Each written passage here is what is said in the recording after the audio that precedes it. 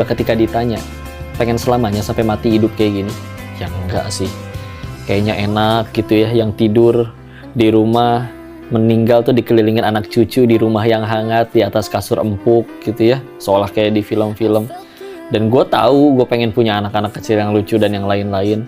Masa iya yang jadi ibu dari anak-anak gue yang pada lagi nari telanjang di situ? Mereka semua juga pada nyebut kayak gitu. Oh, ada waras-warasnya juga masih ya? ada mikirnya kayak gitu. Enggak pengen hidup kayak gini selamanya. Dan akhirnya gue mulai ngeliat keliling bahwa nggak ada yang happy ending di sana. Pilihannya ada yang bangkrut, ada yang udah ditinggal anak istri, mohon maaf, bahkan ada yang udah kena penyakit kelamin. Nggak ada yang happy ending. Nggak ada yang happy. Padahal itu bandar-bandar gede semua. Padahal uangnya juga banyak. Iya. Dan sebelum nyampe ke tidak happy endingan yang jadi kemutlakannya itu, banyak yang udah stres duluan, udah gila duluan nyampe kayak gitu. Oh, lu lihat itu? Iya, udah lihat Kak. Kalau untuk ini, kalau manusia diciptakan tujuannya untuk ini, kok orang udah di tingkatan itu masih sebegitu menderitanya. Kalau emang bahagia juga dari popularitas, artis bunuh diri. Michael Jackson bunuh diri. Michael Jackson tuh sampai pernah nyewa satu gedung mall, yang lain nggak boleh masuk kecuali dia. Saking pengen ngerasain gimana sih rasanya belanja kayak orang normal. Padahal, karena kalau nggak ditutup. Padahal itu nggak normal.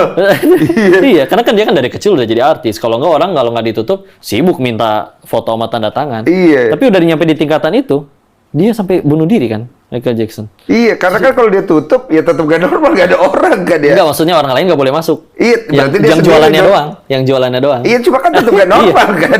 Ya kan nggak enak, nggak ada orang lain gitu-gitu kan. Soalnya kalau misalnya balik lagi, kalau itu semua sumber kebahagiaan, dia orang udah punya itu semua, kok nggak kayak gitu? Sampai akhirnya nemuin Islam tuh akhirnya karena cara Islam mengubah manusianya itu yang beda. Gimana? Saya dengar. Izin ya? Iya. Cara pandang masalah terhadap masalahnya beda.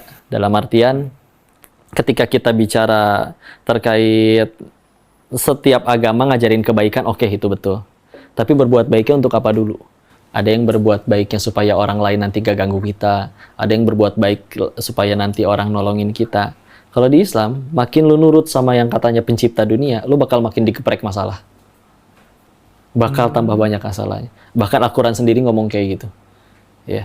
Contoh ya, Quran surat 29 Al-Ankabut ayat kedua, ahasiban nasu ayusraku ayakulu amanna wa hum la yuftanun. Kalau bahasa kitanya, jangan lu ngaku udah beriman terus gak akan diuji gitu. Malah digituin. Dan jadi waktu lu berhenti itu, setelah banyak pemikiran itu, lu dapat banyak masalah.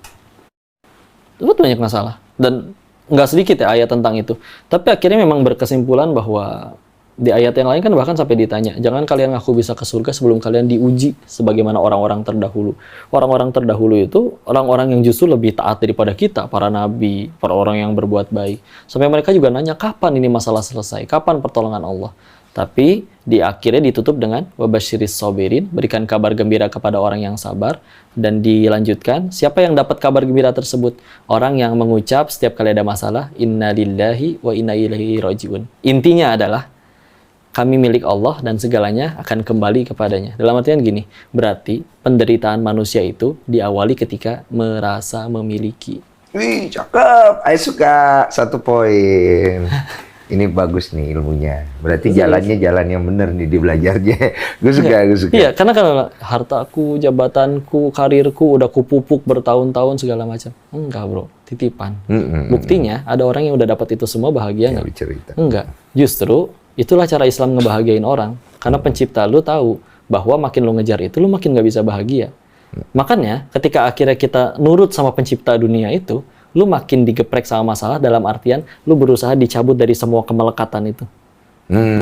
Karena kalau misalkan sesuatu yang bermanfaat, tapi kalau melekat pasti jadi masalah. Mikrofon misalkan, kalau nggak pakai itu satu masjid nggak akan kedengeran. Tapi kalau itu nempel sama tangan lu cebok susah, lu makan susah. Padahal benda itu bermanfaat. Apalagi ini nemploknya di hati. Jadi justru cara untuk bahagia yang Islam ajarin adalah, ya Islam dari kata aslama, yuslimu, lepas, berserah. Di hati itu udah nggak ada apa-apa, tinggal pencipta doang. Jadi akhirnya makin lepas dari itu semua, ya akhirnya lihat para orang-orang soleh terdahulu yang kayak hidupnya, kok solehnya sesoleh itu, dosa terampuni, atau bahkan tidak ada, tapi masalahnya lebih berat daripada kita, udah gitu tetap baik sama orang-orang. Kok bisa manusia tuh sampai di tingkatan kayak gitu? Dan mereka bahagia. Sedangkan bos-bos kami dulu nggak ada yang bahagia.